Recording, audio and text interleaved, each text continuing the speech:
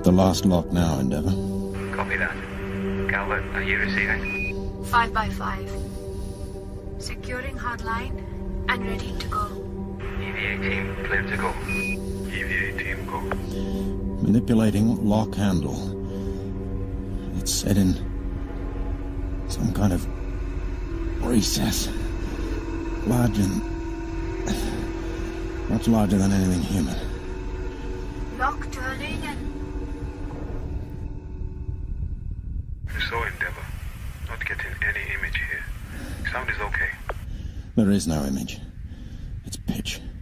Suit lights have a 30-meter reach. I'm getting nothing in that radius, Endeavour. Nothing. Sense of space. You have a surface? We're standing on something. A surface, hold on. Smooth. Rock-like? We're going to send up flares. Calvert? Captain? Million candle power, 2 at 45 degrees. That should give us a field of vision. Copy that. Ready on that, sir. Lock down sun visor. It's going to be getting bright in here. Endeavour? Endeavour ready. Private channel, Captain. Go on, Jerry. This is going to be networked system-wide once we get back. You should be aware of that. Noted, Jerry. Private channel out. Flares ready? 5, 4, 3, 2, and... Flares go. Oh, my Lord. Will you look at that? Will you look at that? Isaac Newton once compared himself to a child picking up stones on the beach of the ocean of knowledge. Today, we're standing before an ocean vaster than any we've known before. The crew of Endeavour have been drawn from many of the inhabited planets and moons of the system, and it will be in a spirit of amity and cooperation that we shall venture out into this ocean. Well said, sir. I'm patching you through to shipboard. Thank you, Jerry. Private channel, Captain. Go ahead, Jerry. Well said, eh? Pity it's not true. Yeah. Maybe we'll have a chance to change that here. Private channel out. Now, should we get some work done here? We don't have much time.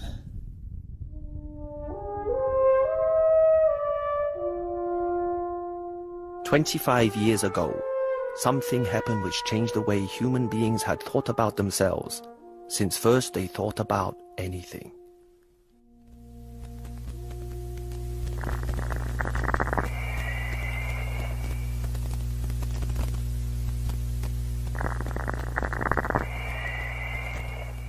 It was, I don't know, how do you say, how do you even come to terms with such an experience? I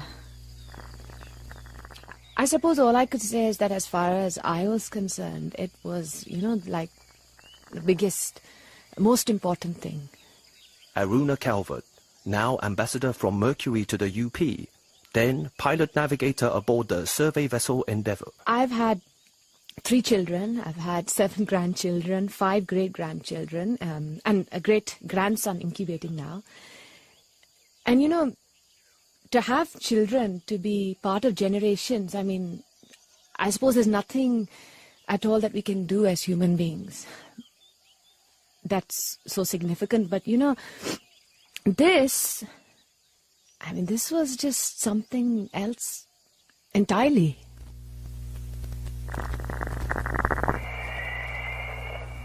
It was great. I was a kid. I loved flying.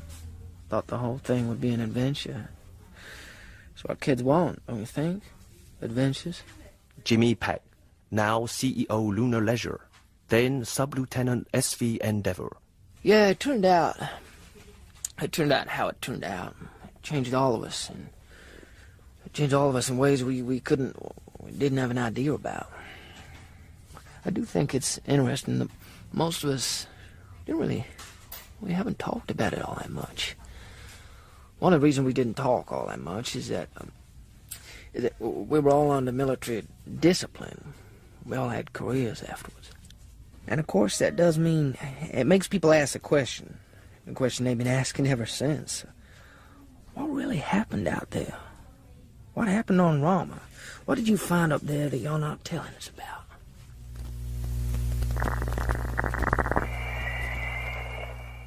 From studies done over the last 3.5 centuries, we can ascertain one salient fact about human beings. We love a conspiracy. Dr. Laura Ernst, now Professor Emeritus, University of the Outer Moons, then Surgeon Commander SV Endeavour. We hate chance, we fear chance, and we transmute our fear into certainty. The certainty that somebody or something made it happen.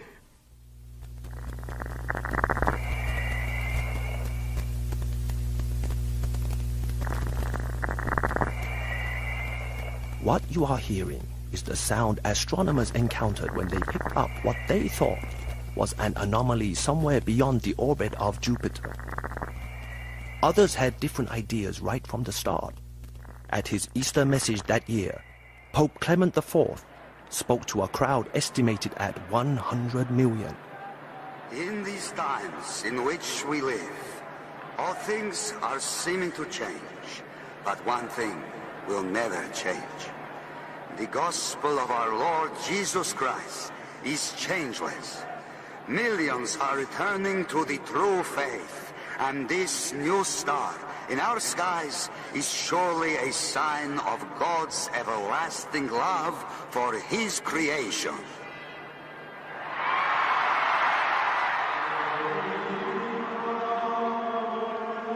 As all the system knows, it was neither an anomaly, nor a simple object, nor even a star.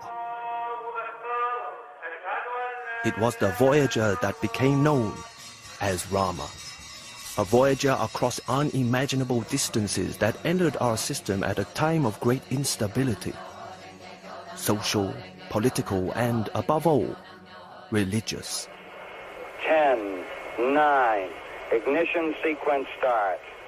6. Since our first steps into space over 2.5 centuries ago, humankind has been continually pushing the envelope that binds us to the mother world. We have a liftoff, 32 minutes past the hour. Listen, Tranquility Base here. The Eagle has landed. That's one small step for man, one giant leap for mankind. When I consider the heavens, the work of thy fingers, the moon and the stars which thou hast ordained, what is man that thou art mindful of him?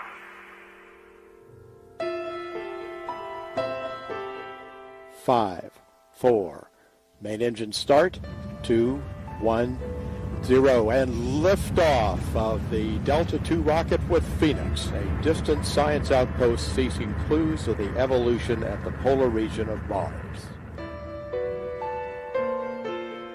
The Pioneer 10 is at this hour spinning past the moon in a trajectory that will take it 500 million miles to Jupiter. Мы двигаемся в тень Меркурия. Сейчас мы находимся в полутени и начинаем нашего спуска. Это Меркурий. But more space did not lead to more peace. If there is another war, a planetary war, then it will be about one thing and one thing only. It will be about metals. Who has them? How much are they charging for them? Who wants them? How much are they prepared to spend on getting them?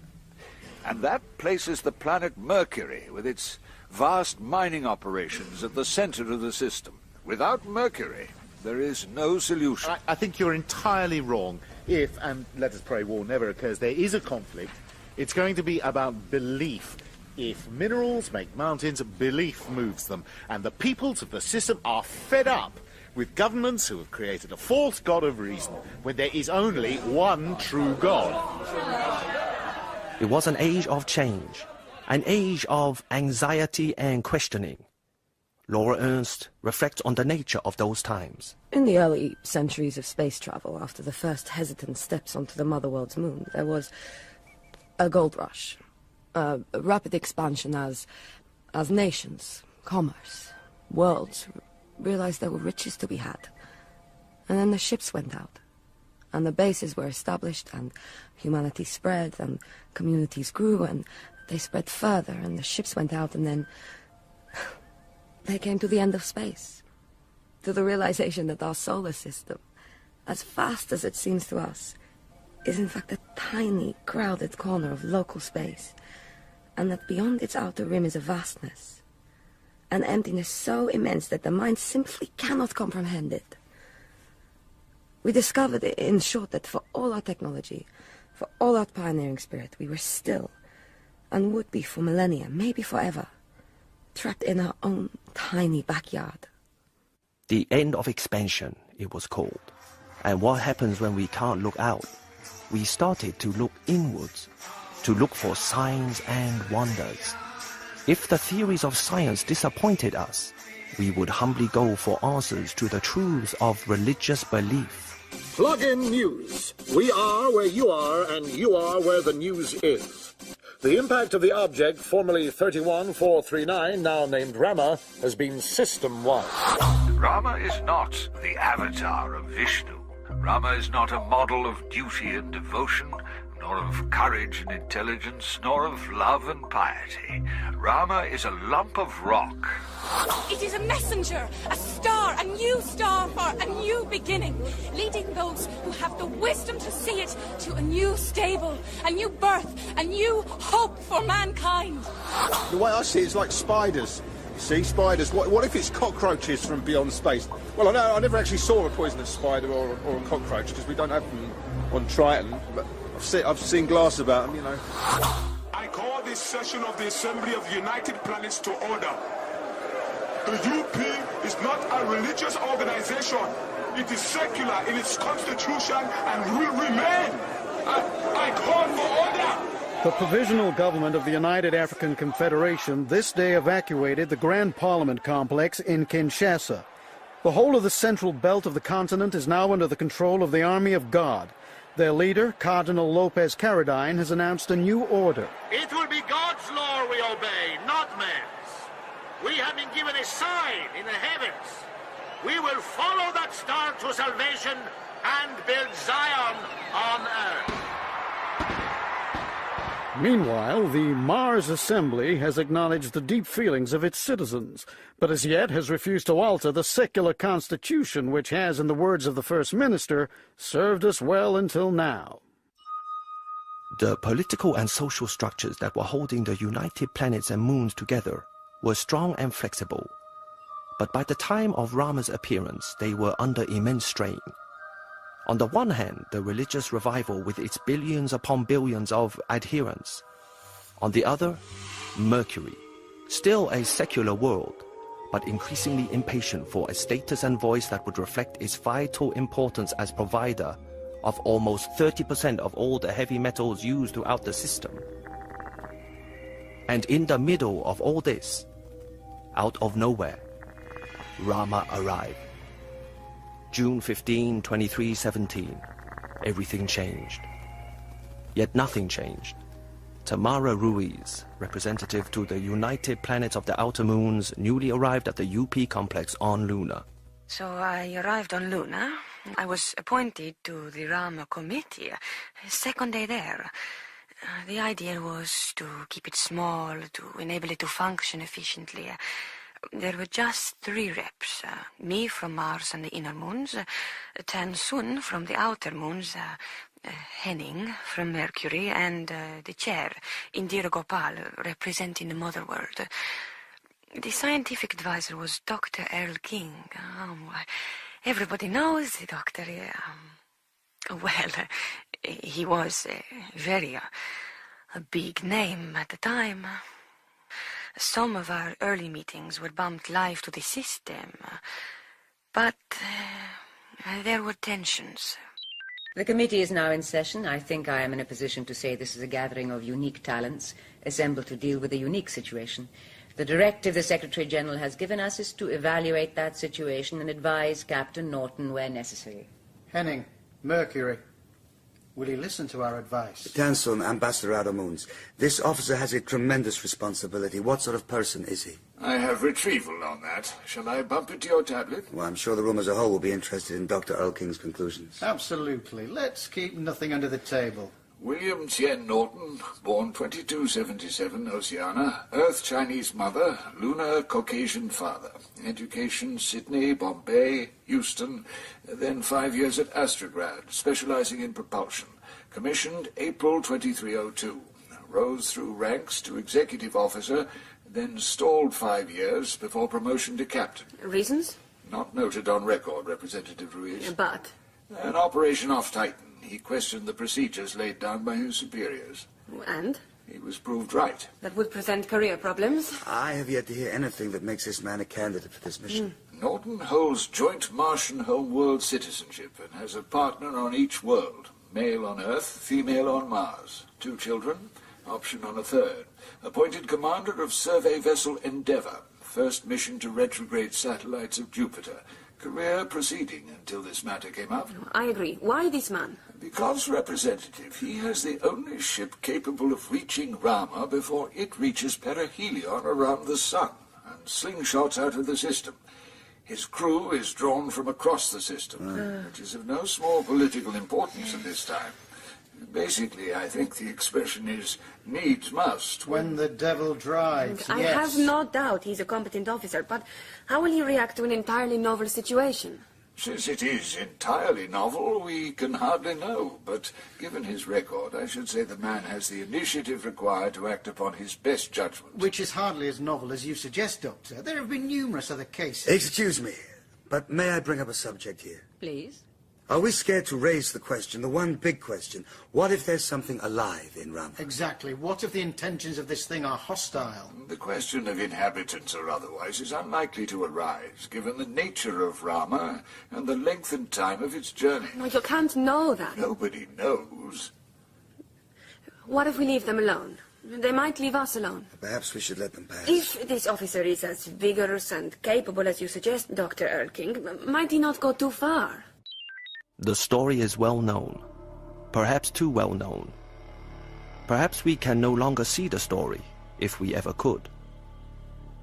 What is certain is that once Rama appeared, the system could not ignore it. It offered too much. It offered the chance for us to find the reassurance that we had a future either with God or with a space drive that would give us the universe. Rama would answer the questions that bedeviled the people spread across 3 planets and 7 moons. It was hardly a surprise if this need became driven by the dominating emotion of those years, the hunger for the certainty of belief. And all of those hopes resided in the captain and crew of one space survey vessel, the Endeavour.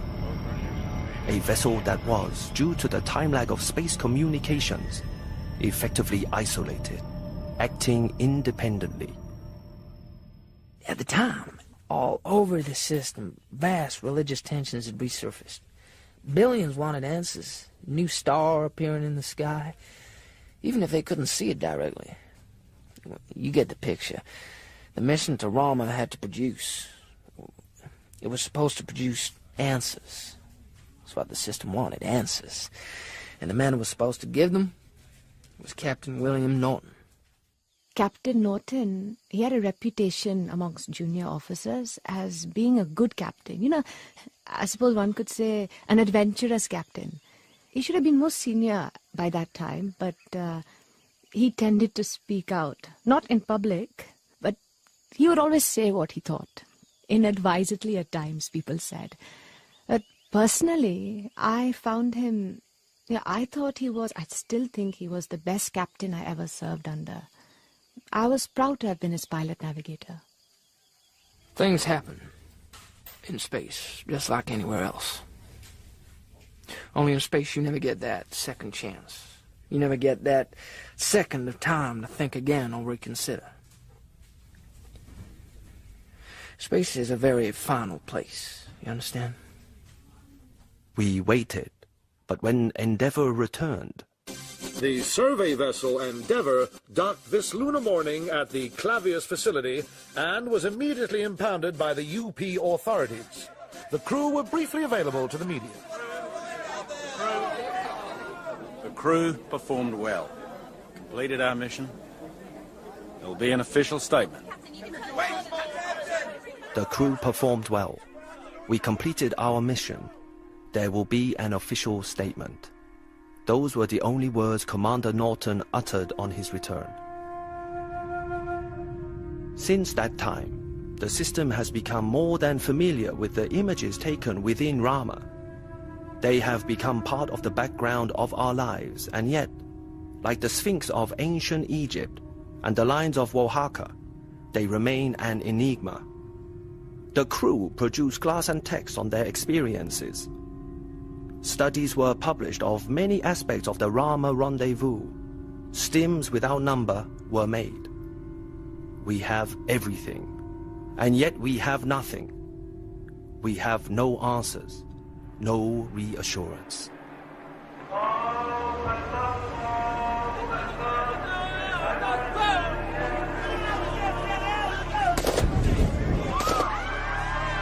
The system needed Rama.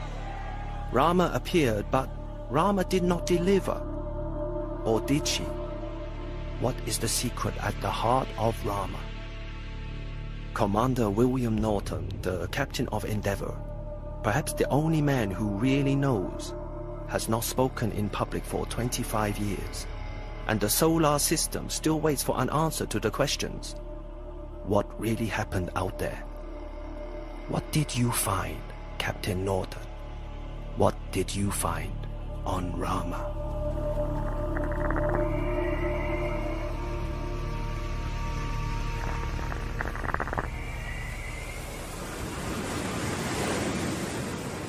Captain Norton! They told me that you'll be down here, on the beach, watching the sea. They said you do that every day. Not when there's a storm, but the weather bureau don't tell us when they're working something up. They like surprises. Do you like them, sir? I'm too old for surprises. I was surprised when I received your message. Fetched you down from Mars, eh? It is Mars, isn't it? You've got the build for the gravity. Yes, sir. Born and bred. Find it heavy down here? Heavy enough, but I visit a lot. Sit down. Have a drink. Smoke if you want. I don't anymore. Don't drink either. Some sailor, eh?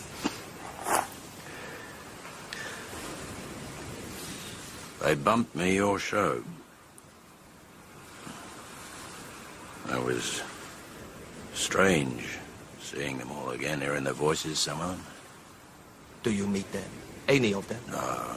Oh, we did at first, but in the service you get posted. You don't see people one decade to the next, and then you're out and sitting by the sea, watching the surf. You know, they still ride the surf here.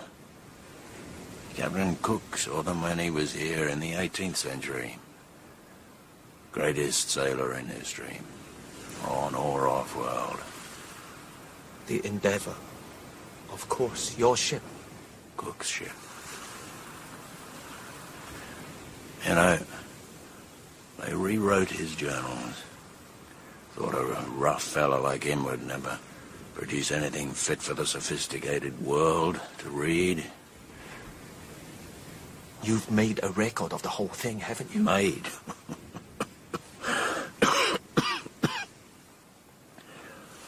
I am the record of all the things they don't want you to know. Why now? Oh, no, not now. When I'm dead. And don't worry, that won't be long. This thing... There are some things they still can't cure, thank the God of... what? Time? Decorum? That's why you're here, Mr. Quok. That's why I'm talking to you. Now, you all own the poisoned chalice. It'll be your decision. Yeah, well, they'll know. Make no mistake about that. They will know. There are rumors out on the nets. Always have been. Rumors of what? Rumors of wars that might have been, of what you really found up there, of what happened, what really happened, things I did not put in the stim. You know, in some ways, it wasn't all them, it was me as well. I never wanted to talk about it. It does something to you. Space. Cook new. Once you made those voyages, crossed those unimaginable gulfs, found your unknown lands like star captains glowing in seas far darker and colder than any we know on our world. We were sailing amongst the great drifts, a million Ks beyond Mars. It was a routine mission, replacing marker buoys in the asteroid belt. Lockdown. Copy that. Release buoy. Releasing. And 1, 2, 3, 4, and contact. Fixed? Fixed. Run it? Running. Beacon installed and functional, sir. Cute. Oh, what's that? Down 30. 77 to go. I have a message coming in, sir. It's marked priority red. Whoa. Eyes only, Commander. Bump it direct. What happened? That's... We ever had a red before? Nobody uses that much bandwidth. Not unless it's a war, they don't. Sir? Don't ask me. I never had one either. Probably Mercury again. Those rock jockeys are never happy unless they are pounding something into dust. Hey, I have family on Mercury. Relax. No, don't relax. Sir? Shall I lay a course for our next intervention? Hold it for now, Lieutenant. In fact, hold it for good. Comms, give me the ship. You have it, sir. What's happening, sir? Seems we're not alone anymore, Peter.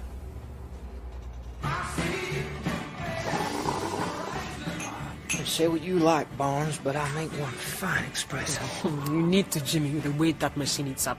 You could carry an extra spectrometer for your coffee. Captain's coffee, Barnes. Still the only way to make it.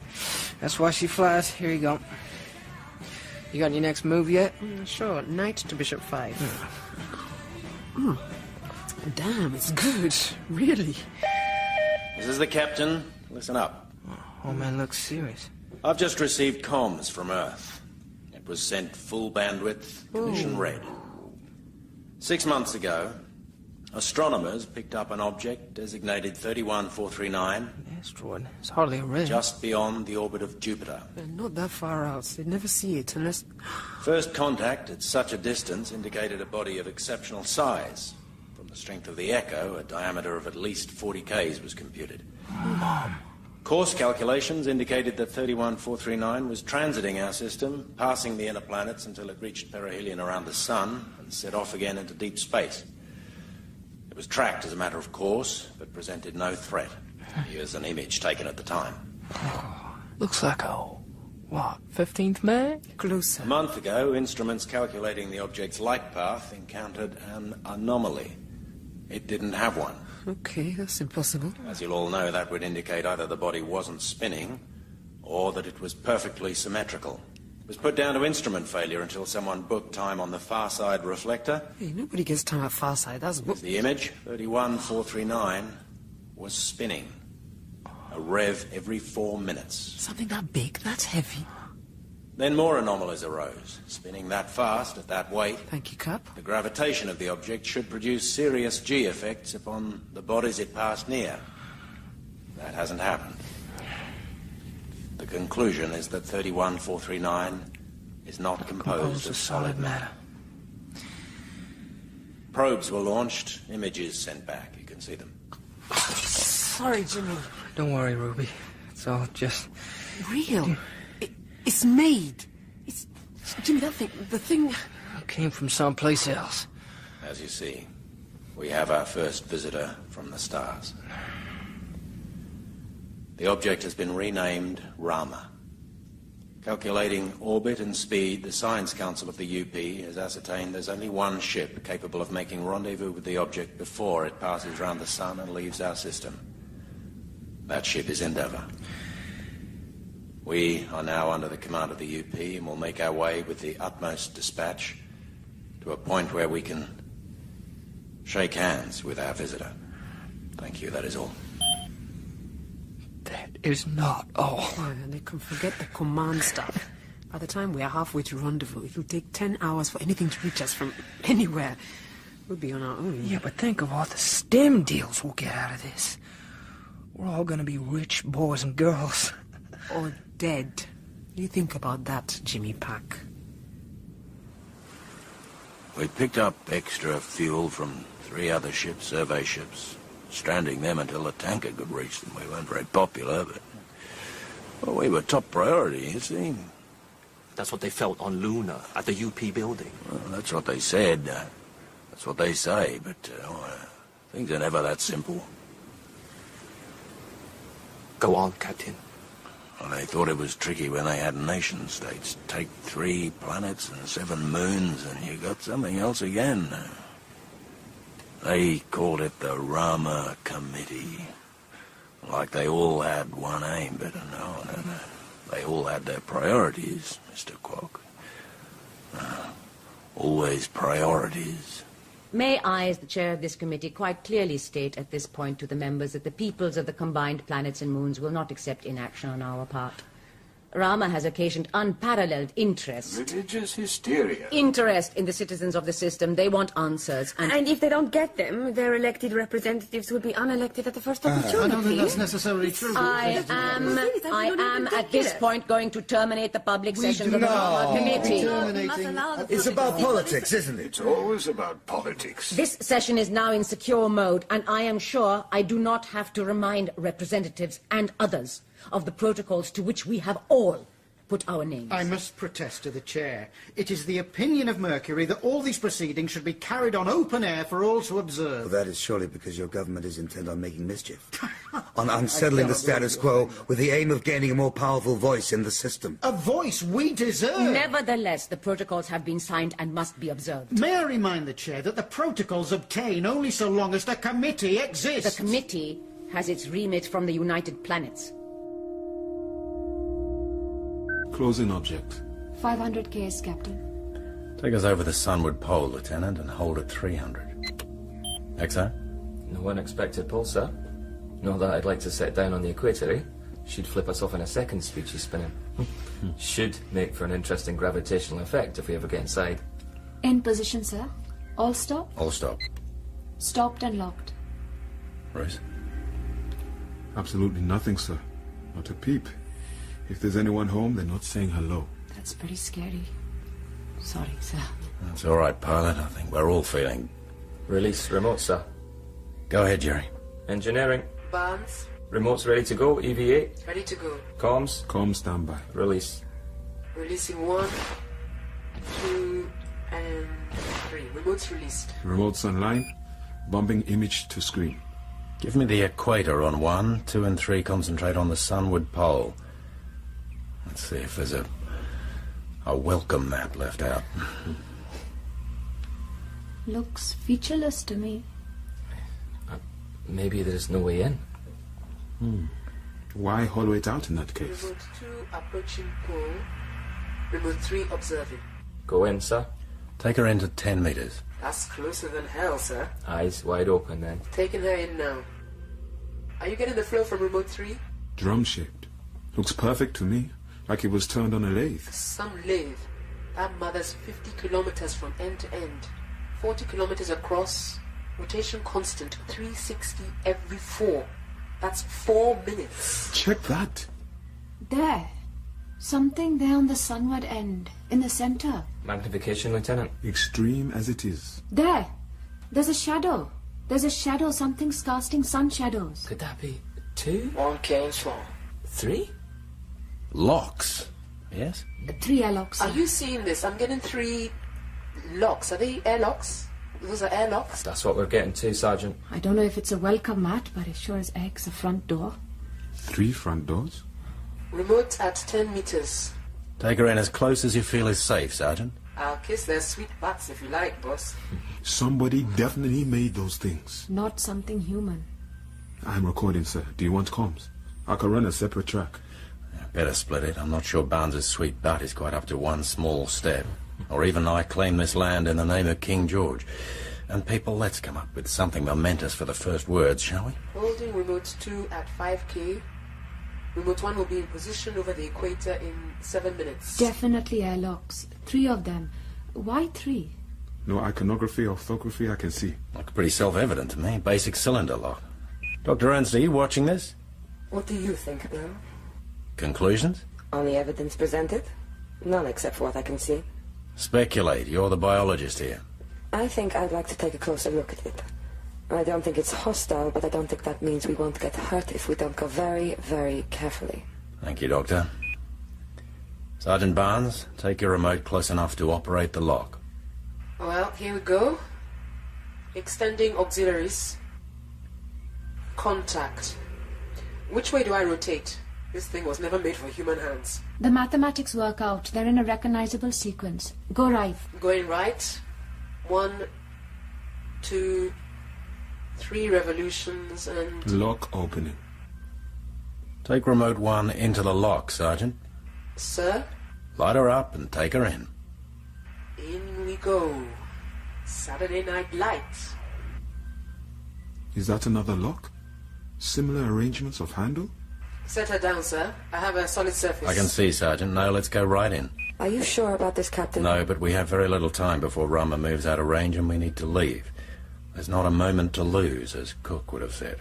We lose the remote, sir, and the yards are going to have some questions. So we better find some answers. Gyros indicate the whole lock is turning 180 degrees, and we have a further lock. Minimal gravity, proceeding, and we have... We have sound, so there's no vacuum in there. Another lock. Rule of 3. 3 outer locks, 3 inner locks. Why? We don't have the data to answer that. Proceed, sir. Take her in, Sergeant. I'm using lights, but not getting much here. Tunnel. A corridor? How long? Barnes, bounce a laser off the far end, will you? It's half a K, Captain. Otherwise, featureless. Take us in. Give us a panoramic view. If that's half a K, then we're probably talking, with the triple locks as well, about the shell of the thing. Remote 1 still in position over the equator. Still bumping data. Still getting it, Ruby. It's all good. Seismic soundings indicate just above a half K for the walls. I'm at the extent of the tunnel, Captain. And guess what? More locks. Any bets on how many? No, but I'll tell you one thing. I'm certain that once through there, we're inside. I think we're losing the signal pretty much now. Go on, sir. No pull-out. Let's put eyes in there for the big moment. And I want a hard line from the ship to wherever we establish a base inside that thing. So, who goes, Captain? You went first. Well, Captain's responsibility. Besides, if anything went wrong, they wouldn't need any orders of mine to get out of there. But you wanted to be first. Yeah.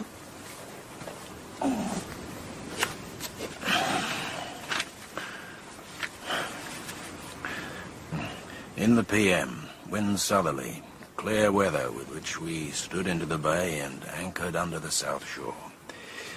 Saw as we came in, on both points of the bay, several of the natives. And we threw them some nails and beads ashore with which they seemed not ill-pleased, so much that I thought they beckoned us to come ashore. But in this, I was mistaken, for as soon as we put the boat in, they came to oppose us. Cope again. At Botany Bay. I'm sorry, I forgot you're not from here. First landing of a European on Australia. Opposed? You really thought you might win? Well, I didn't know. Nobody knew. And back on Luna, at the Rama committee? Well, they were still more or less united at that point. Obviously, the further we chased Rama, the longer the messages took to reach us, and the more out of sync we were with everything that was happening there. No, but we don't know. They should go armed. They should lay charges as they go. The representative for Mercury is altogether too forward with these suggestions. We know nothing about the intentions of this... Ark, I think. It's some kind of ark from who knows when. Though we have some ideas, obviously. Perhaps our advisor would share these ideas with the committee in a spirit of cooperation. If that is how the chair views this committee, we have on Mars and Moons yet to be entirely convinced of that. Representative Ruiz. May I remind our young colleague from Mars that, as the old saw has it, beggars can be choosers. Professor, how long has Rama been traveling through space? We have a very precise determination of orbit and velocity. And assuming there has been no navigational intervention, we can calculate the last star it transited, an irregular variable, was something in the region of 200,000 years ago. Transited? He didn't originate at that time. Unlikely from an unstable sun. May be caused by that instability, if it is an arc. If current theories of stellar evolution are correct, the star would never have been stable, and thus would never have had a planetary system. No, Rama has been traveling for at least 200,000 years, perhaps for more than 1 million. Then it must be a dead world. That depends on death being a universal. The heat death of the universe is second law of thermodynamics. Where my grandfathers originated, on the mother world, there were temples so old no one quite knew the kind of life their builders lived, but there were the temples all the same. They went on and on and on, endless speculation, and behind it all, politics. And you were about to step aboard with Aruna Calvin. What made you choose her? She was a pilot. She had a cool head. She was from Mercury, originally.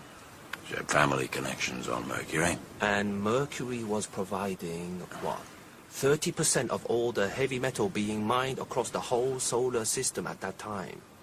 Seems like the committee was not the only one doing the politics. She was a good officer. And that was a good speech you gave. Newton picking up pebbles on the seashore. For public consumption, but it wasn't untrue.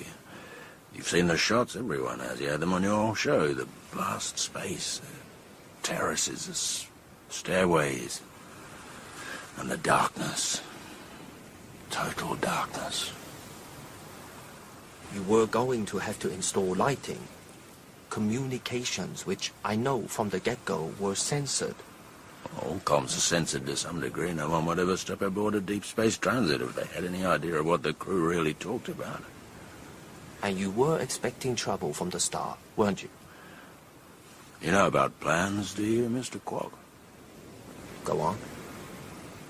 When I was a junior officer and involved in the peacekeeping effort after the, the Venice business, our seniors had a phrase. No plan survives battle. We used to say no plan survives breakfast. Everything goes wrong. So, you done your first reconnaissance. What then? I consulted with Surgeon Commander Ernst. Laura? I've been waiting for you, Bill. I was busy. For 10 years? Well? I'm on a hook here. No, come on, Bill. We have a job to do. We're the only people in the system who can do it. It's an opportunity. Don't give me the commander's speech to the troops. We wrote it together, I seem to remember. Well? This thing we're doing here, so far it's all been according to the regulations. But when I was in there, when Calvert and I threw those flares, I'm the medical officer.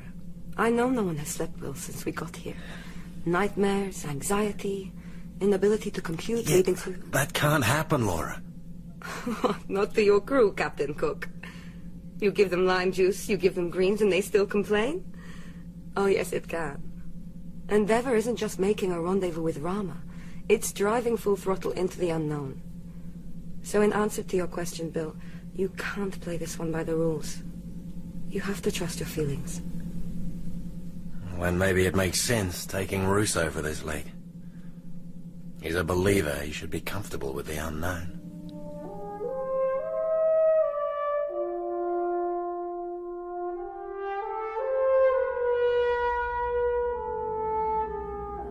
Endeavour, actual. Position, please, Commander. We're through the last lock. 3 as usual. And looking out over the interior of Rama now from the pole.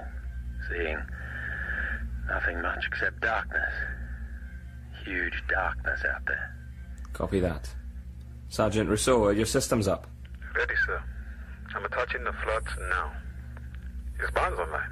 Ready to roll on your word, Roos. Just don't fly us, huh? Use the right wires, mister, and we'll try not to. Calvert, Endeavour.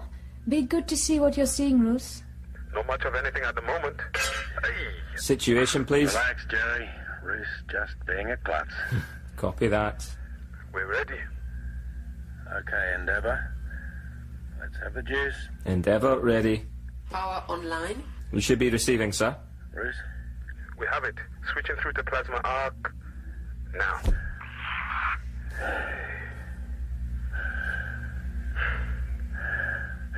Are you getting this, Endeavour? We're getting it, sir. Not quite sure what we're getting, but we're getting it.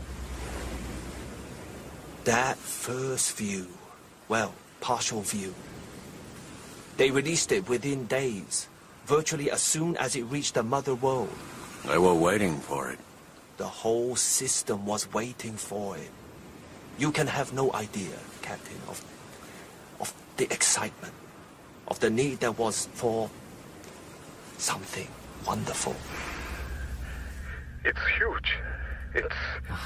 We're getting distort. It can't be. It is... It's round.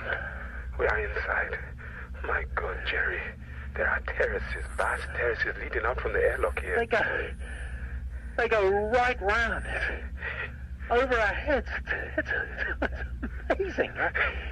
They fall away. Are you getting this, Endeavour? Stretching away from the light, into the darkness. And those 3 massive descending ladders, if ladders they were. Looks like rails. 3, evenly spaced around the inner circle leading away. Down to some kind of central plane. Tracks, slides. A transit system? Or something bigger than man. A pathway. Leading into the darkness. Leading somewhere. To some unknown destination. And we all knew that you were going to go down those tracks, those ladders. The crew of Endeavour weren't individuals any longer. They were each one of them, representing us. What do we got, Barnes? Haven't you been watching? No, I was busy. They're going into Rama and you're busy. Jimmy, I will never understand you. So, what do they got? What's this? Stairway to something. They're going down now. I'm going to put a power sled together to save time. You're supposed to be smart with your hands. You can help me. Why don't they just fly in there? Oh, come on, you know why. The EVA is designed for 0G. In Rama, they've Coriolis and increasing Gs. So, what are we seeing here? Are they using plasma arcs? They've got them on auto sweep at the hub. How far in? A K and a half. It's nothing compared to the size of the thing. Just a couple of steps at the start of the marathon. Ernst, Endeavour. Captain, Mr. Russo, I'm monitoring your heart and respiration here, and they're climbing. I'd like you to slow down your descent for 10 minutes. And we thought no one was looking. Someone's always looking. Endeavour, actual. Your visual feed is beginning to break up a little. Is there anything you can do about that? Nothing that I can see right now. No obvious cause. Barnes, you getting it too? It's integral to the signal, sir. Maybe if we slaved a channel through the hard line, we'd eliminate it. I don't know. Ship, are you copying temperature and air pressure? We are, Roos. What are you thinking? I'm showing just below freezing and 300 millibars. Seems to me it's increasing as we move away from the airlocks. We copy that. Mr. Russo? The air's almost breathable. That's incredible. It'll make moving about so much easier. It will that, but let's not be hasty. It's going to be fine, Captain. We could breathe it now. Lieutenant. Don't do that. Keep your helmet on.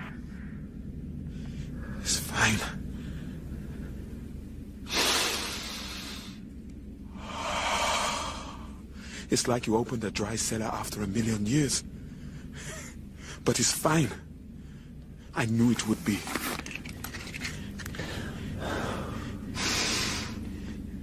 You believed it would be, Sergeant, and you were right this time. Next time, wait. We do not make decisions based on belief. This is a special place, sir.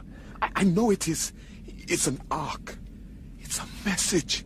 It's a message from God sent to tell us Private that... channel, Russo. Pete, we're out of the comms loop right now, so I'll accept what you just said as your opinion. I know you're a member of a church. Fifth Church of Christ Astronaut, sir. Once we go back online, keep that opinion to yourself and remember who you are and what you are. Endeavour actual. EVA party answer. Jerry. What's your position? We're breathing the atmosphere of Rama, with no ill effects. The air is rather thin and somewhat dry, but it is air. So where does it come from? File under pending, like everything else in this place. Moving on now. Would you have done that, Barnes? Taken my helmet off in that place? No way. Not even if the meter showed 100. I thought you were an engineer. Yeah, but I'm not a fool. Are you actually doing anything there, Jimmy? Circuits. You need circuits for the sled? Yeah. That's what I'm doing. Endeavour actual. Confirm your position, please. Approaching the bottom of the track.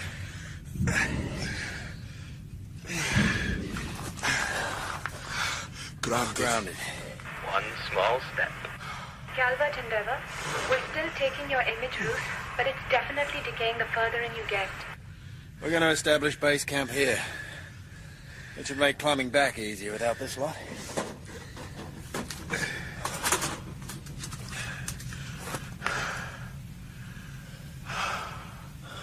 It's so quiet. A tang of metal. Burnt gunpowder? First men on the moon said the module smelled of burnt gunpowder when they repressurized. Maybe that's it. Maybe. I don't know, sir. This place, it's like nothing we ever saw before, Bruce. We don't have a ruler to lay along it. No. Something else. Something... It's like something is waiting to happen. And if we wait, we'll see, but my bet is Rama's dead. And has been for maybe millions of years. Ernst Endeavour, more work. Let's talk, please. You're sending your levels up. Thank you. We'll keep it to a minimum.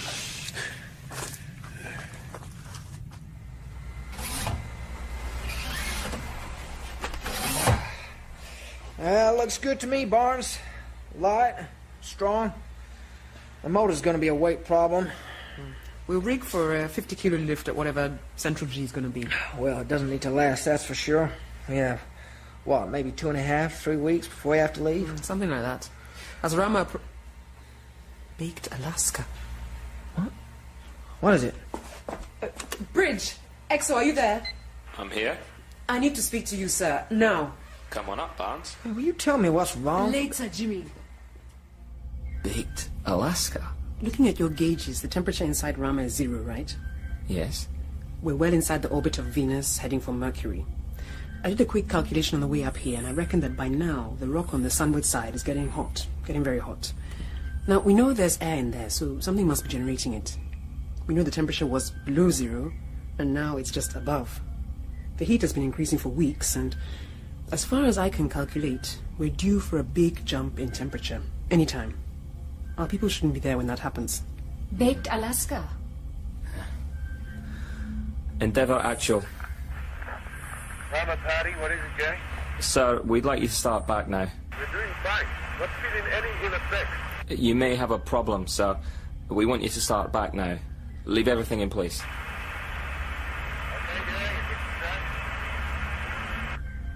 Say again, Captain, you're breaking up.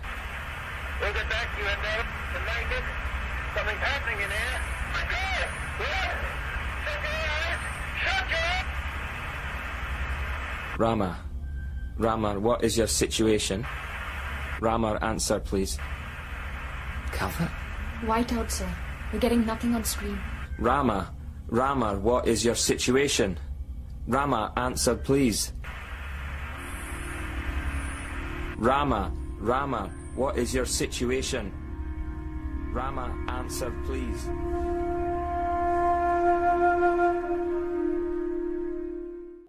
Endeavour, actual. Rama party, what is it, Jerry? Sir, we'd like you to leave Rama now. We're doing fine. Not feeling any ill effects. You may have a problem, sir. We want you to start back now. Leave everything in place. Okay, Jerry, if you think so. See you, Captain. You're breaking up. We'll get back to you, Endeavour. If we can, something's happening here. Oh my God. Captain! Shut your eyes! Shut your eyes!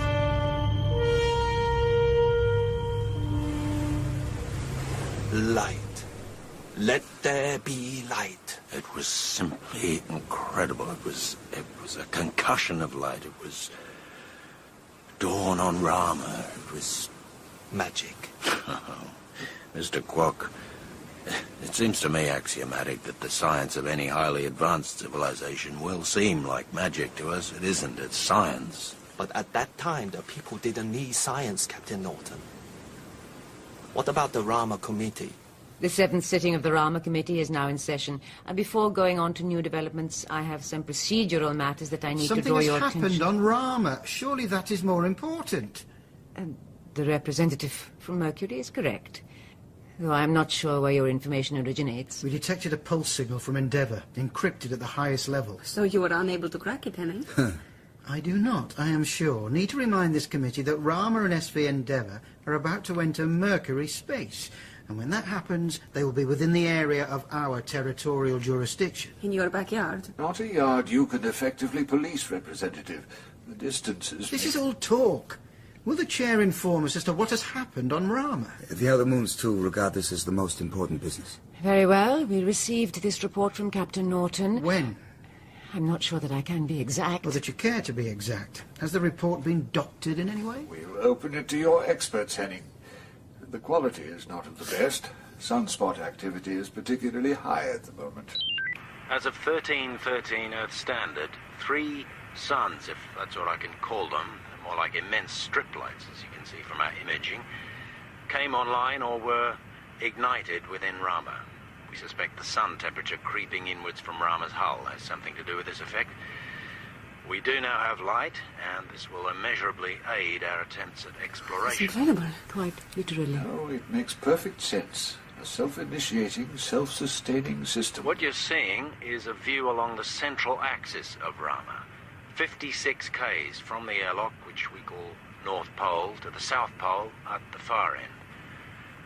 You can make out a spike, or a tower, maybe 10 k's long, surrounded by a ring of smaller spikes projecting from the South Pole towards our POV. What they are, we don't know. Some propulsion system, perhaps.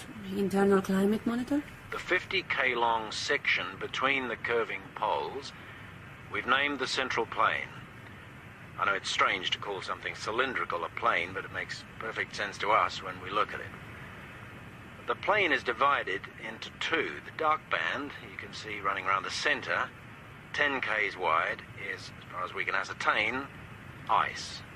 We call it the Central Sea, though whether the heat will cause it to liquefy and into what, again, we do not know. This is fascinating. What's that? Scattered over the northern plain, and also positioned on an island in the Central Sea, but absent from the southern plain, skyscrapers? you can see what look like skyscrapers collected into medium-sized cities. Using magnification, we can see that these are not buildings, or we assume habitations. There are no doors or windows, no external features of any kind. We estimate these cities, if they were for humans, would have a population of around 50 to 60,000, so you can gauge their size from that. There must be enough material here for centuries of research. We have just over 2 weeks. This is William Norton, Commander Endeavour, ending transmission. We can't release this yet. We must. We can edit the image, replace the voice track if necessary. I agree with Representative Ruiz. The system has a right to see this. Agreed, but let's not frustrate people. Things are at a delicate stage system-wide. People want answers. not answers. The religious right is gaining power every day. Reason is everywhere in retreat. The mood is dangerous. If we show them mysteries, they will want a revelation we may not be able to deliver. Observations will not be good enough. Nobody goes to the cross for a reasonable explanation of events. We have to control this news and see what else comes from Norton and Endeavour. We now have a huge advantage with the light, and I intend to press on with exploration using all personnel we can spare. Jerry, I'm afraid you'll have to stay with the ship. We must have at least one person aboard at all times, and you're most qualified. As long as I get a tour before we leave, sir. Guaranteed. You'll operate hub control. I'm going to divide the rest of us into groups of two. Surgeon Commander Ernst and Lieutenant Calvert will push towards the Central Sea. Sir. Russo and I will attempt to examine the cities. Captain. Sergeant Barnes and Sub-Lieutenant Pack will provide technical and logistic support where needed. Yes, sir. We'll operate from base camp at the foot of the ladders. I want everything recorded and keep in touch with the relay station at hub control. I don't want anyone out of contact at any time. Rama, City Party, you are loud and clear. Go ahead, please. City Party, Report 1. We're approaching what you might call the outskirts of the city we're naming London. It differs in no way from any of the others. We appear to be walking on a gravelly composite, which is giving way to... Something harder here, sir. I'd say city streets if I didn't know better. You want to take a sample, Ruth? Ahead of you, sir. Granite-like in composition. Flecks of some mineral? We'll have to wait for analysis later. It's all later, Ruth. And we have what look like rails set in the ground connecting the buildings. Yeah, if they are buildings. The rails go up to the outer surface. Do they go inside? They appear to connect the buildings. Some kind of transit system? Transit for what? What does it do, any of it? No instructions. It frustrates me, sir.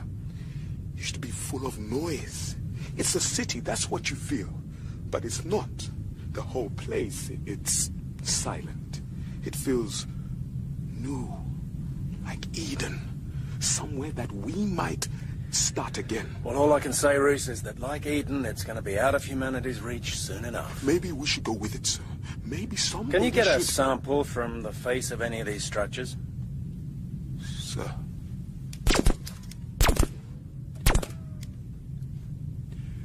Nothing, sir. Not a scratch. Hub control, can you bump me through to Barnes? Bumping you. Barnes, Captain. I'd like you to take a look at the material composing these structures, see if there's any way we might gain entry. Cart our way in. Is that wise, sir? I don't know, but I'd like the potential. Will do, sir. We're pretty much set up at base camp now. Do you want us to install a defensive perimeter? Lay down motion sensors, but nothing aggressive or that might be interpreted that way. Sir, I'm not really sure what a spacefaring race who are capable of pushing a billion-ton rock for who knows how many million Ks across the universe might interpret as aggressive. Well, you got me there, Barnes, but I'll leave it to your initiative. Rama Party 2, I have you now. Go ahead, Doctor. Report planes, Party. Calvert and Ernst approaching Central Frozen Sea. The surface of the land appears to be uniform. A clay-like substance with what might almost be peat deposits. Peat-like at any rate. We've taken samples and we'll see later. We are going to bump up a laser off the frozen surface to check the height of the cliffs here.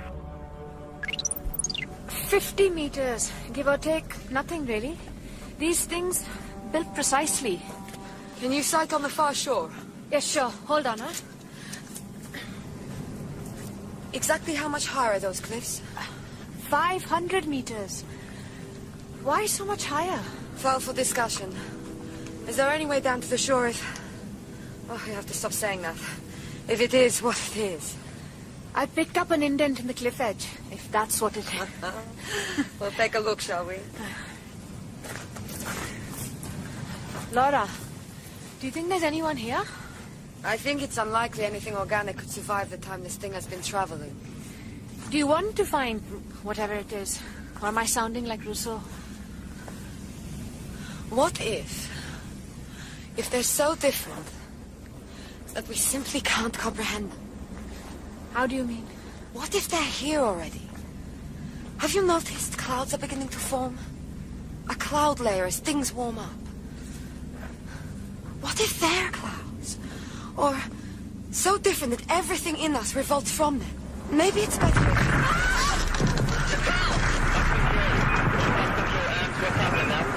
What's happening? This is hub control. Everyone else off air. What is your situation? Come in. This is hub control.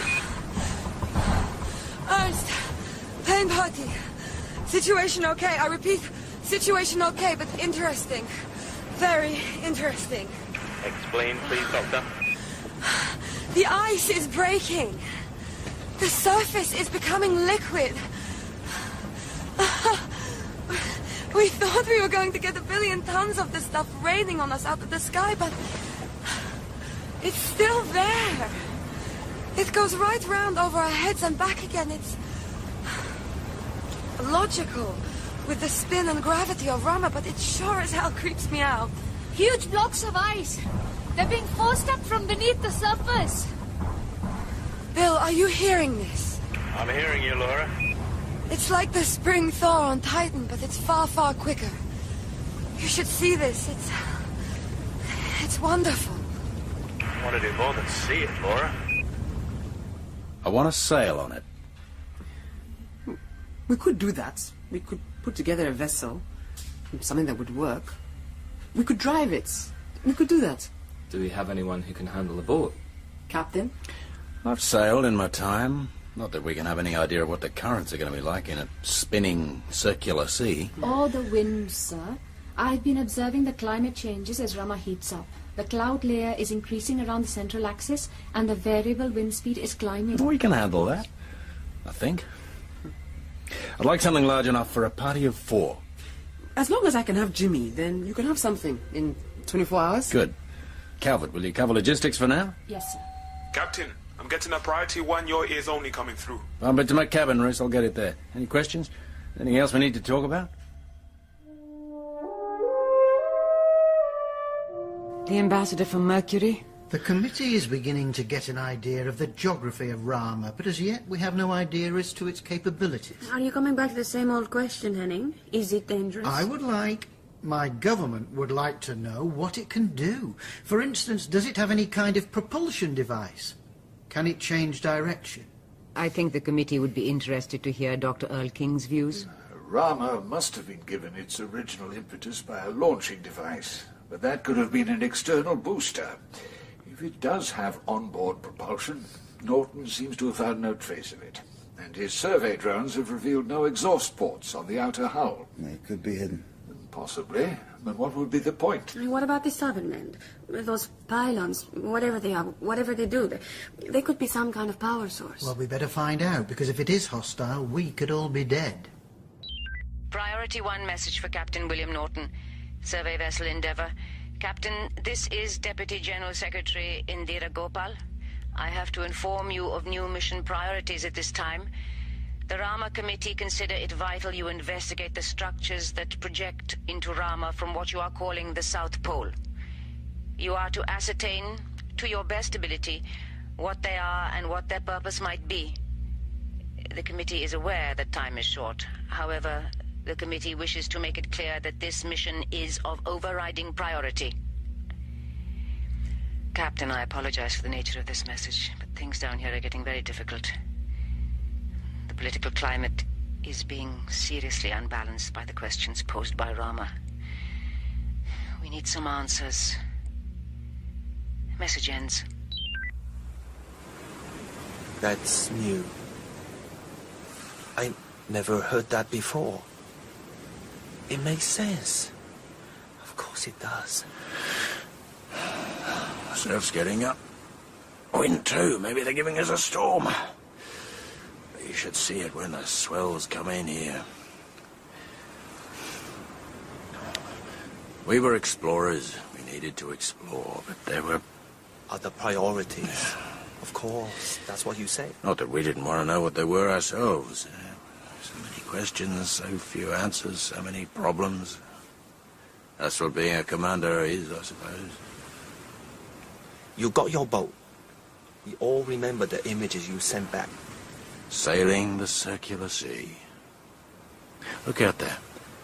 Look at the horizon, and imagine what it would be like if that sea reared up and up, right over your head, and there it is, hanging there.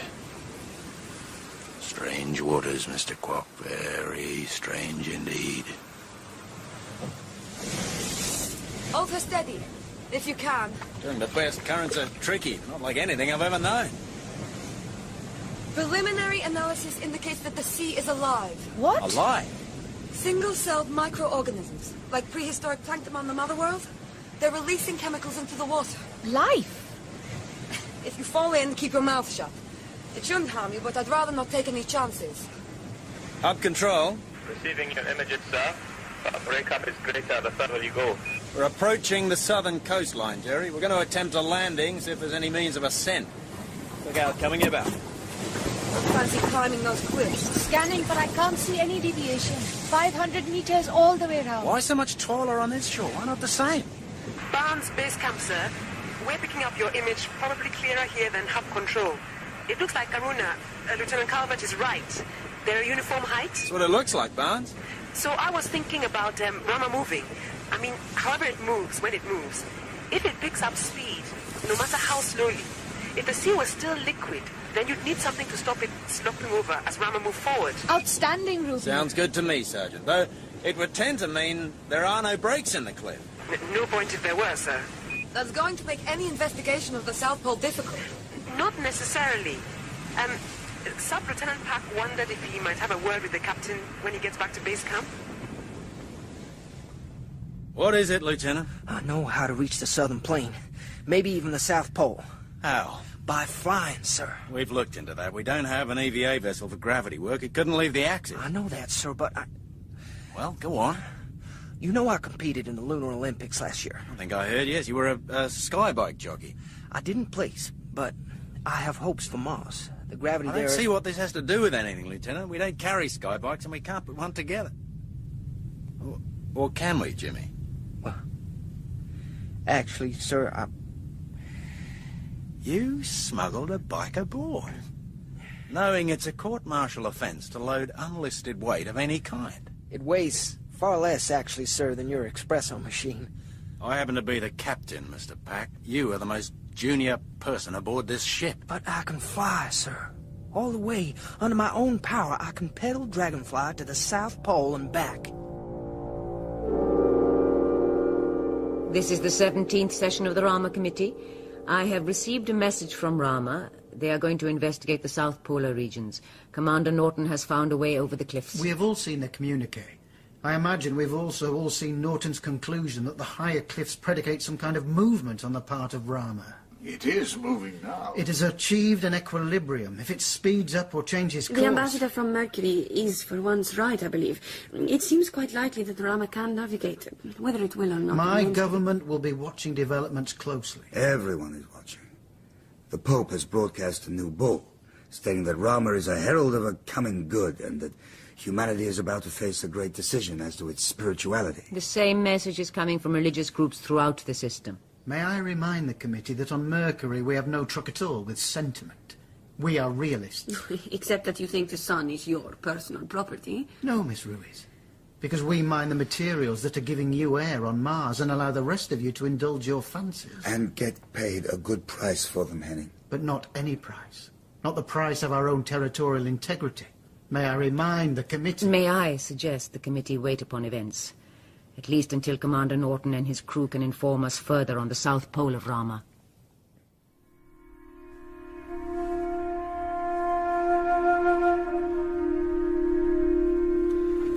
Hub control, you getting me?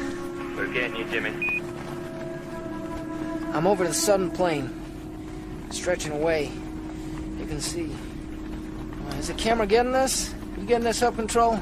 Copy that, Dragonfly. We are receiving visuals and comms. Quality is variable. How are you feeling? Well, I'm fine. Slowing a bit, but no problems. I'm gonna rotate around the axes and give you a 360. Sounds good. Don't fall out here, Jimmy. Ernst, base camp. Take it slow. Don't raise your heartbeat, and remember to hyperventilate if necessary. Here goes. I'm going around. I'm rotating. There's definite weightlessness. I can see... I see the whole thing. It's like being at the center of a huge carousel, but the whole world's spinning past. Patterns, those fields. Oh, and the colors. It's like seeing solid geometry. You're breaking up, Dragonfly. I have turbulence, which I didn't expect. Hold on. Hold on, are you getting this? Are you getting this, Hub Control? Copy that, Dragonfly. You're coming through clear. That's good. That's very good. Jimmy, I wish I could be there with you. Barnes Base Camp. Jimmy, we're seeing what look like patterns of fields. You're doing great. Keep it coming. Beautiful, Jimmy. It's beautiful. And we're all glad you're over land, eh? If it is land. Hey, me too. Norton, base camp. What's your exact position, Jimmy? I'm approaching the South Pole, sir. I can see the central spot clearly. So big. Hub Control. Can you try and give us a steady platform for the images, Jimmy? You're breaking up. I'm doing what I can, Hub. Ernst, base camp. How are you feeling? Tired. Bit tired. But this is all so incredible here. Can you see this?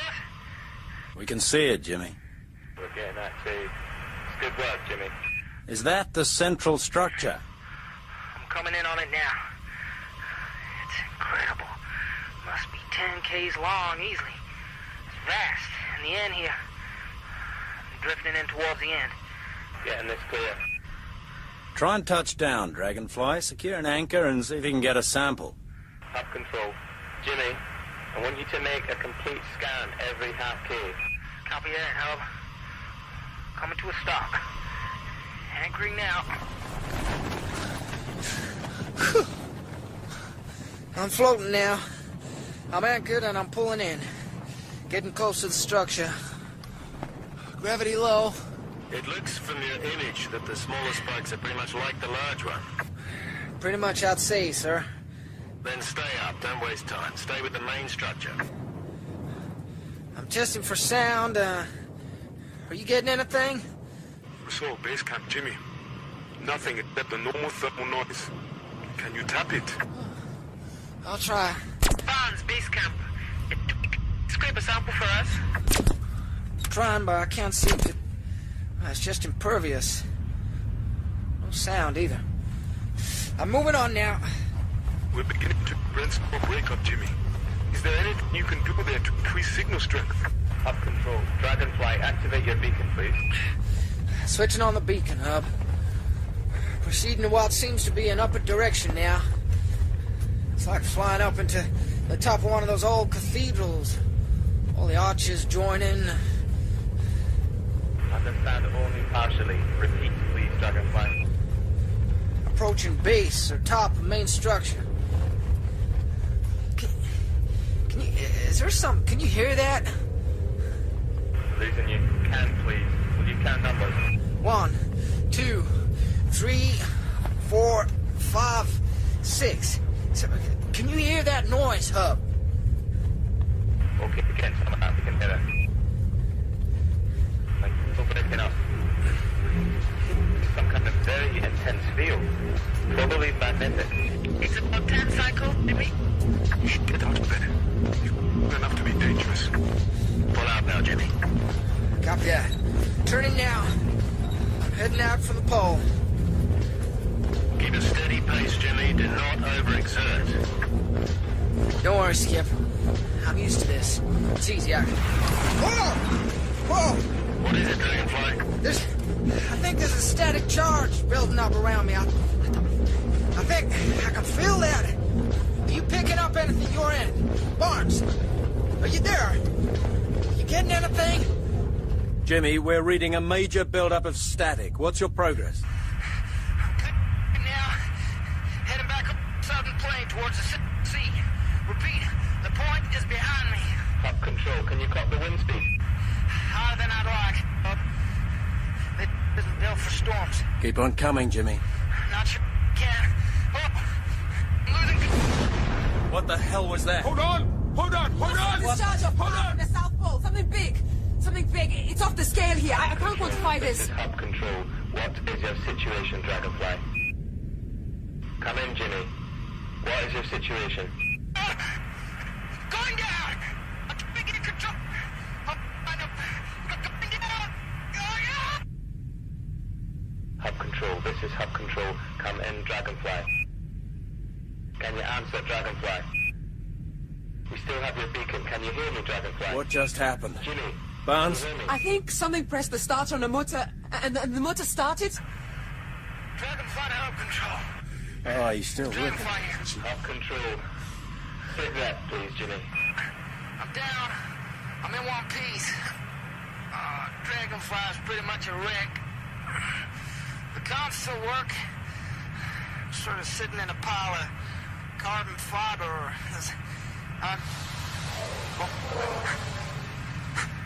Jimmy? There's something moving. There's something out there. Oh, like a huge crowd. See me? It's moving in my direction. Something attacked one of Commander Norton's crew. That fact is inescapable. I am not certain. Inescapable. Norton's message is quite unambiguous. The message states only that Sub-Lieutenant Pack is missing and might have seen Something attacking his craft. Attacking him? Certainly silencing his comms. I take it there's been no further communication with the Sub-Lieutenant. No, there hasn't. And since the southern cliffs are unclimbable, there won't be any word in the few days Norton has left on Rama. Has left? The expedition must leave now. Rama is dangerous. Who knows what we might have provoked? It does seem possible the towers are initiating some kind of power-up, though for what purpose we cannot be sure. Professor, if I lean across this table and punch you on the nose, then I stand up, roll up my sleeves, I think you might be reasonably sure of my intentions. Don't you? It could be a misunderstanding. We don't know what Lieutenant Pack actually saw.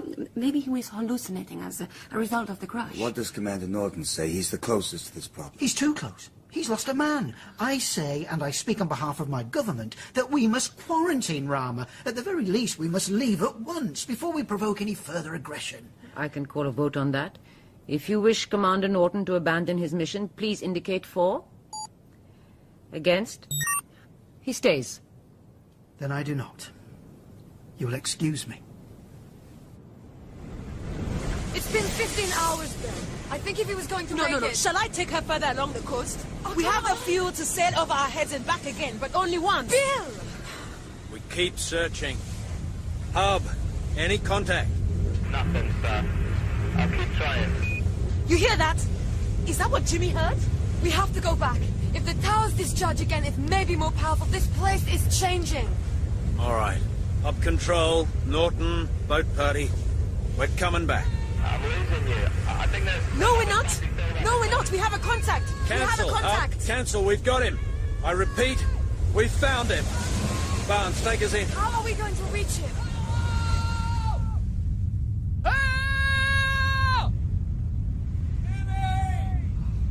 Are you injured? No, sir! Okay, we're gonna get you down. How, sir? You're going to jump. What? It's 500 meters! Crazy, sir? Sir, I don't get it! Low gravity, Jimmy! In this atmosphere, you'll have low terminal velocity. Open your jacket, spread your arms and legs, and straighten up before you hit the sea. I don't know if I can do that, sir. You can do it. No, I really don't think I can. You can do it. God damn, it's back. Okay, here I come.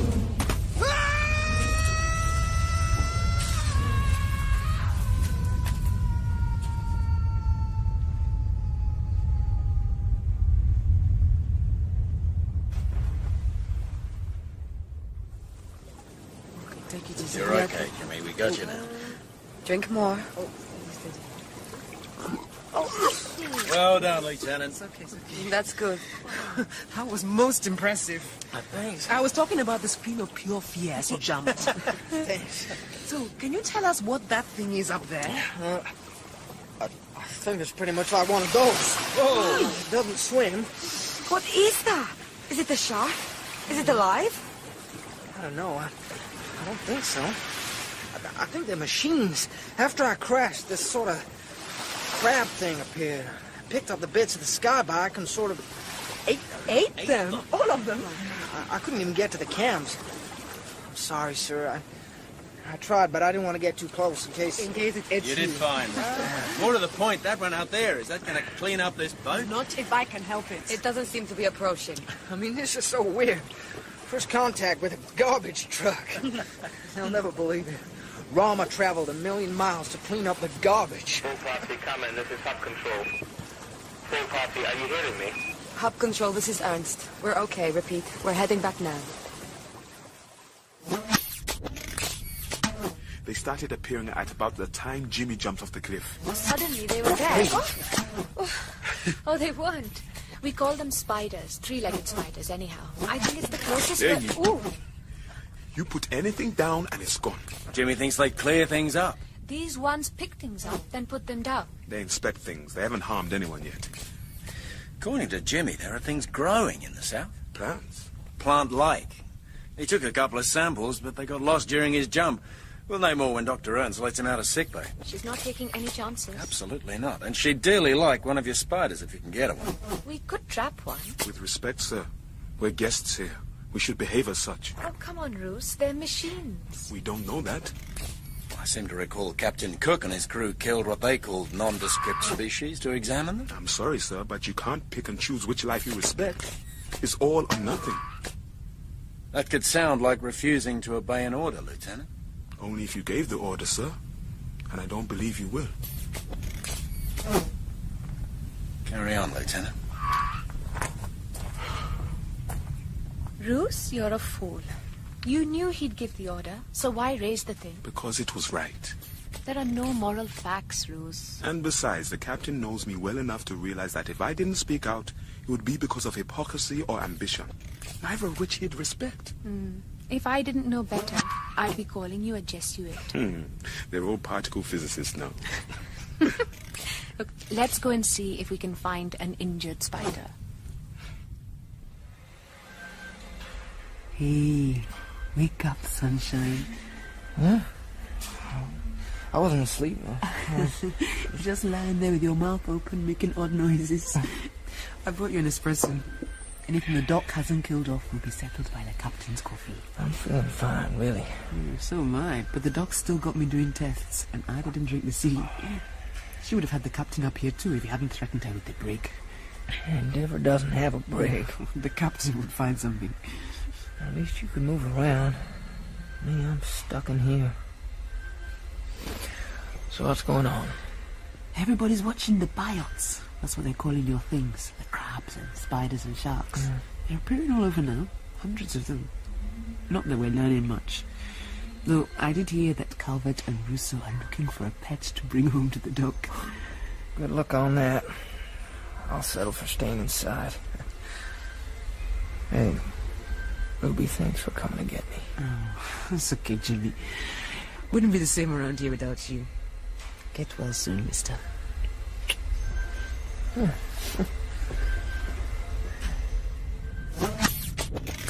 Is that all they do? Look at things? Seems to me... Uh-oh. What is that? I don't know.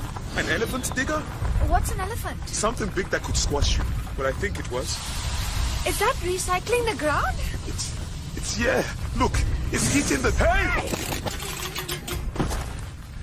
I think we just got our broken spider. So let's get it back to the ship before some damn garbage crab eats it up. So what is it, Laura? Baffling, which is what you'd expect in the circumstance. Machine or creature of some kind? It's organic, though the chemistry differs from ours. It contains considerable quantities of light metals, but I wouldn't call it an animal. Because? No mouth, no stomach, no gut, no blood system, no way of ingesting food, no reproductive system, and no heart. Sounds like a lawyer to me. Doesn't have a full bank account. So what has it got? Oh, there's simple musculature controlling the 3 legs and the collecting limbs. There's some sort of control or brain linked to the thing's triocular vision, but mostly it's a battery. Pretty much like you might see in a stingray on Earth, but not for defense, for power. A scout of some kind? Highly specialized. Yes, that's what I'd say. Not that it stopped this one from crashing into something larger. They're not perfect, just very specialized... Tools? No, you could say so. And the tool maker? Captain, Yes, Jerry. incoming message. Bump it, will you? No can do, sir. Priority red. Norton, William, Captain UP SV Endeavour, clearance 33257/005. Play. Captain Norton, the Rama Committee received the following communique from the government of Mercury 30 Earth minutes ago. It is quite clear by now that some sort of biological or mechanical activity has been activated on the object known as Rama. We must accept that Rama is in full operating condition. In a very few hours it will be approaching perihelion, the logical point to make course changes and initiate any plan it or its inhabitants have. It is clear that Captain Norton and his crew have been unable to achieve any form of mutual contact at all. We can only conclude that such contact is not part of Rama's plan. So far, the system has taken no steps to counter any such plan. Rama is now in Mercury space, and we do not intend to stay inactive. We have warned, you have not listened. Now we shall act. Captain, our latest information indicates that a missile has been launched that is approaching your position, carrying a fusion device of around 15,000 megatons. That will destroy Rama. Is that possible? They routinely use devices in the 150-300 megaton range for mining operations. They could do it. Would they do it, Arena? Would they have the nerve to destroy Rama? No problem at all, sir. If you know anything about conditions on Mercury, how hard the life is, they are fueling the solar system and being ignored by it. Well, that's not quite true. But they think it is, and that's all that matters. They can't do it. It's blasphemy. Captain, you can't let it happen. If they blow Rama, we'll be destroyed too. Unless we leave now. Can't the UP exert some kind of pressure? The UP don't know. No one knows except the Secretary-General, the Rama Committee, whoever sent it, and us. And I want to make it very clear, if we get out of this, no one must ever know. Oh, but this is a crime of vast dimensions. It's not the first time that's happened in history, Reese. Or the first time someone's got away with it. There's a faction on Mercury who want a seed from the UP. Go it alone. What? They could do that, but the rest of the system couldn't do without their heavy metals.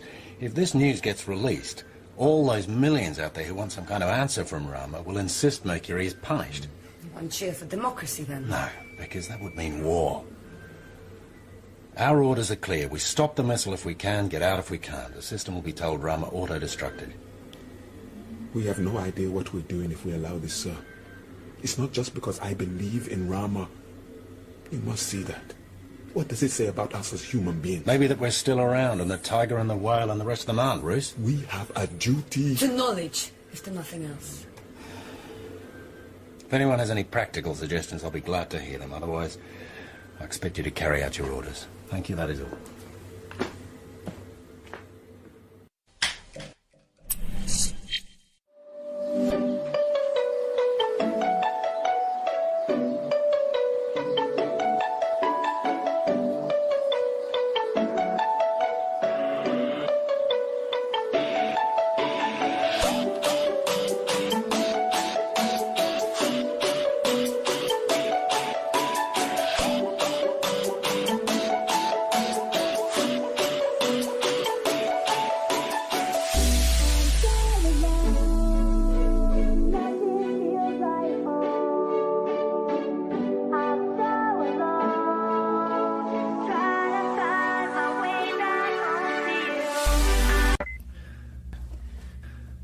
We've been thinking about the missile, sir.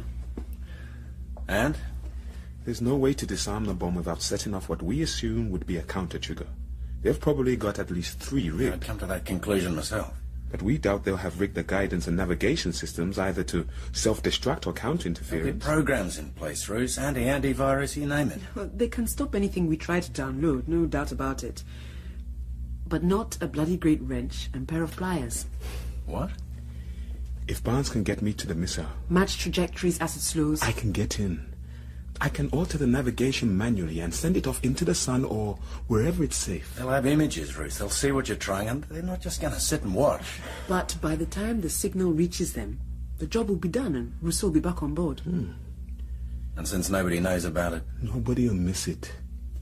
I can rig an EVA sled to get him there. We can do this, sir. If you do, and if you succeed, then beyond a very few people, nobody can know. You realize that? No medals, no parades. I believe Rama is important to all of us, sir. Even if we don't know why yet. Barnes? It's the job, it's what we do. Very well. I'll let you know. Thank you. You said what? I haven't made my mind up yet. Don't hang around, Bill, one way or the other. What if they're right on Mercury? What if Rama's intentions are hostile? I told Russo a couple of weeks ago that we don't base decisions on belief, but on what we know. Is that why he's going out there? If he's going, it's because I'll send him. And the decision is mine. And?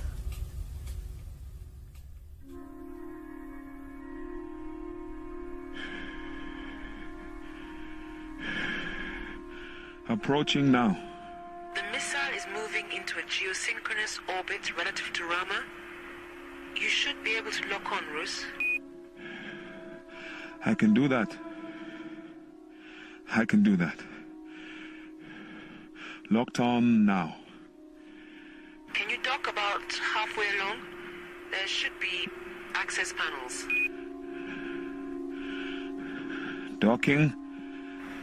That's good, Rus. I can see 4, 5, 6 access panels. You're going to need to open the third from the prow. It will be marked with one of those T's they use on Mercury. Do you have that? I have that. And we were right. It's a spanner job. There should be 4 locking bolts. Recessed under panels. Got them. I'm starting on them now.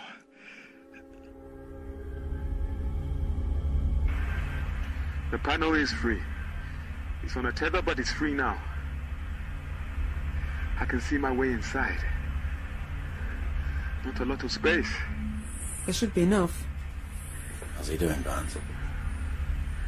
Going in now. Can you reach the upper left panel? Trying. It's a tight fit. It's... Okay, I have it. The core is exposed. Copy that. Now you're going to have to dump the files and manually take over the guidance system. Yes. I can see that. I'm dumping the files. Starting to dump the files. Okay. You have declension and right ascension. Let's send this thing into a star, Barnes. Fine by me. Captain? Go ahead, Ruse. It's done. I have override on the ignition control. I've got enough fuel left here for one good kick. That'll send us on our way. Tell him to get out now. That's good, Rus. Now you need to get clear. That's not going to be possible, Barnes. The drive will ignite, but the nav system is strictly manual. I had to cut out too many connections. It won't work without someone at the wheel. I'm going to have to fly this mother home. Be like Jimmy and the Dragonfly, yeah? We can rig something. Not before they get the news back on Mercury. Sir, this is the captain. I want you to return. Sir, you know once they see what we're doing, they're going to blow the bomb. Either I take it clear now or Rama and Endeavour are dust. That isn't going to happen. You know that's the case, Captain. I do, Lieutenant. Permission to proceed, sir. You may proceed, Mr. Russo. Bruce, we can think of something else. No, you can't, Ruby. Sometimes there's just no choice. Rousseau out.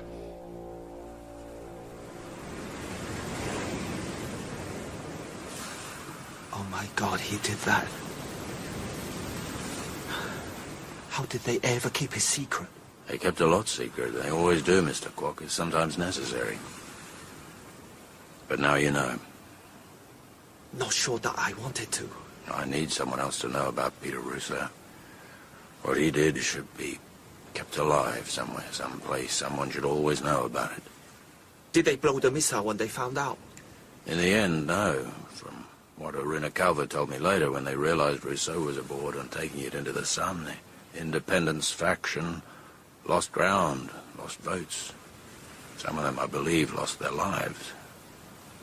That election on Mercury was really a coup. Yeah, perhaps. A very democratic one. But things changed. And Rama, you went back one last time before you left, didn't you? Yes. And you saw something. Something neither you nor anyone else has ever talked about. What did you see, Captain? We went back to the area we called London. Barnes had rigged a laser torch he thought might get us through the walls of one of the buildings. You think the biots might try and stop us? We're about to find out. I reckon they think we're Romans. Like they're working for us, not against us. I don't think they can tell the difference between one gas breather and another. That would make sense. I hope it makes sense. Because they still make me feel weird. They're just things, Jimmy. At least, I think they're things. Are they things? Do they think they're things? Do they think? You know I hate philosophy. Give me a laser touch anytime. Done. Nice work, Ruby. There's your doorway, sir. Jerry, Laura, you're with me. Barnes and Jimmy run out the lines. If we call us in fast. Looks like a glass forest, sir. But there's nothing alive in here, I'm sure of it. If we can be sure of anything in this place. Like music. Touch one of the crystal columns. And if you rub... What's that? There's something in there. And all of them. Indistinct. Are these holograms? Yeah. What is this stuff? I think they're tools, Jerry. Yeah. Like the biots, tools they used. Or maybe we'll use one day. Like a museum?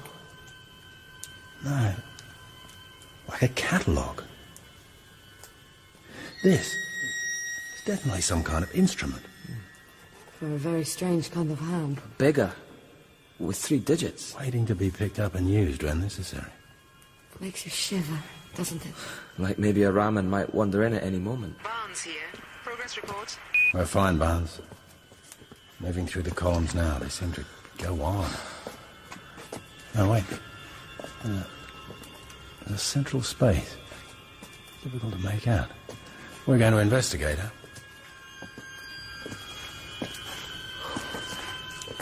What is that? Can you see into there? Is that refraction? It's from the columns. They're amassing light. I don't know how else to put it. They're directing it towards that area. All right, I'm going in. Stay clear, both of you. Is that safe, sir? Sir? This is Barnes. Something's happening. You need to get out of there. We need to leave. Calvert called from Endeavour. It looks like Rama is realigning itself. Increased power line activity at the South Pole. Storm coming up. Endeavour actual. Watching the red gyro. A microradian per second. She's definitely turning. We're pulling out. Now, Valance, when we reach the slides, can your sled take us all? With no extras, just about. Endeavour actual. 5 microrads. You have to move faster, people. This shouldn't be happening now. It's too far away from perihelion. Maybe Rama has different ideas. Maybe we should have let the bomb through. That sounds like a warning if ever I heard one. Endeavour actual. Hub control cams are showing me the biots heading back towards the water. They're toppling over, falling in. It's incredible. Keep up, Jimmy! There goes a digger. A whole pack of spiders. This is crazy. I'm losing the signal. Endeavour, we're heading back, Aruna. We're on our way. Make sure the ship's fully prepped. Endeavour actual. Copy that. Ready to fly. 10 microrads.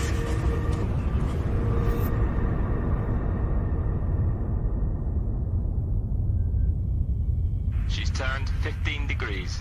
Steady now. Calvert, keep us in Rama's shadow. I don't want to be in direct sunlight until we have no choice. Very good, sir. Rotating. Hold on. Hold on, we're rolling. I'm not doing that. That's not us. Something else has control of the ship. I'm getting no instrument readings. Look at the stars. We're definitely Jerry, are spinning. the rate gyros operating? Zero jitter, but Calvert's right. We are rolling. Barnes Engineering, we are rolling. Impossible. Well, there goes Sirius across the port screen. Since the stars can't be moving, we must be. Nothing shows any degree of turn. I'm not feeling anything. I always feel it when we turn. It has to be an incredibly powerful gravitational field. Nothing less could do it. Here comes the sun. Shields down, please. Rama's moving. She's generating the field. It's Rama. We're locked in relative to her. As she realigns, so do we. Shields are down. What's the Doppler? Definitely accelerating. 0.015 and increasing. Endeavour slowing. We're steady. Steady now. Rama, let us go. We have 0 roll. We need to get out of here. We're going to burn up. Course laid in, sir. Jimmy, are you all right? I'm okay. I'm fine. I can do this. Very well, let's go home. I checked out Rama's change of course. Go ahead. It's going to take her straight into the sun. This is the final meeting of the Rama Committee. The new ambassador for Mercury has not yet arrived on Luna and sends her apologies. What happened to Henning? I'm afraid I have no information on the ex-ambassador's whereabouts. Probably somewhere in a molten river on Mercury. You know that for a fact? I know nothing for a fact, since nothing in fact actually happened. I take it we are all agreed, as is the UP, that there can be no mention of the missile threat? Yes. Agreed. Which brings us to Commander Norton's final report. His observations are verified by our instruments. Parts of the report, still due to sunspot activities, are less than perfectly clear. Survey vessel Endeavour standing off to observe Rama's final moments. And as you can see, once again, she is surprising us. The object is spinning some manner of cocoon, enclosing itself within a shield of what resembles threads of light. Its speed is increasing. We wonder if it's in some way using the mass or energy of the sun. We simply don't know. We're tracking the course. It's gone. It's gone. It's gone. Rama has gone.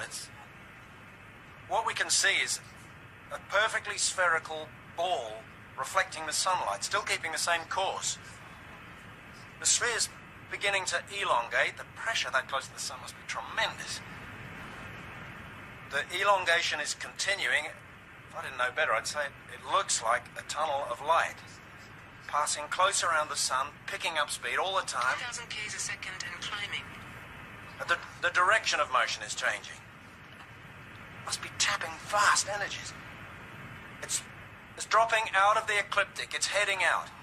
It's heading out. Rama is heading out into deep space. I think that answers any questions about propulsion. And harm. Rama was a visitor. No more or less. And an enigma. That does bring us to a rather important question. This system, much of it at least, is waiting for a revelation. What do we say to them? And the secret at the heart of Rama. You were there. You alone know what happened. You went into the light. What did you find there? I found nothing. A bright space, that's all. Could have been a kitchen. A waiting room. No aliens, no discoveries.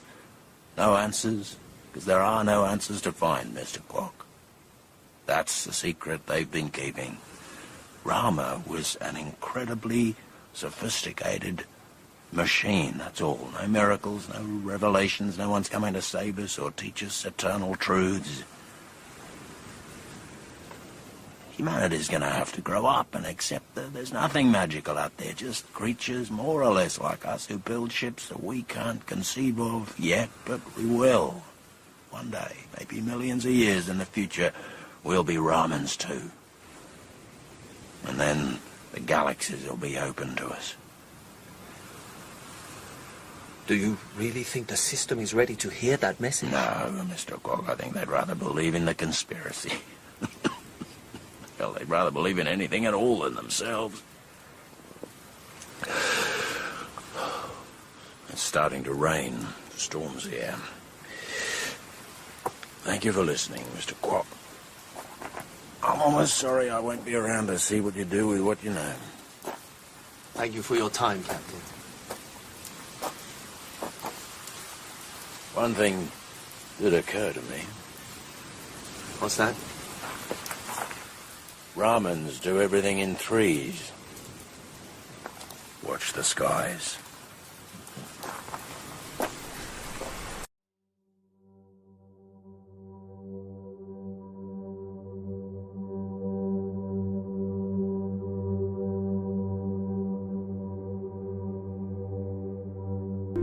In Rendezvous with Rama by Arthur C. Clarke. The crew were Captain Norton, played by Richard Delane, Rousseau by Jimmy Akingbola, Jerry, Inam Mirza, Barnes, Janice Aqua, Jimmy Pack, Robert Lonsdale, Dr. Ernst, Anya Sawinski, and Calvert, Archie Punjabi.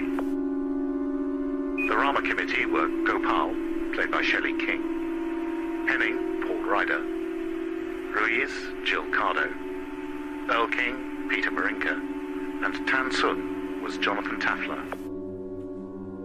Lee Kwok was played by Paul Courtney Hugh. Rendezvous with Rama was dramatized for radio by Mike Walker, and the director was Mark Beebe.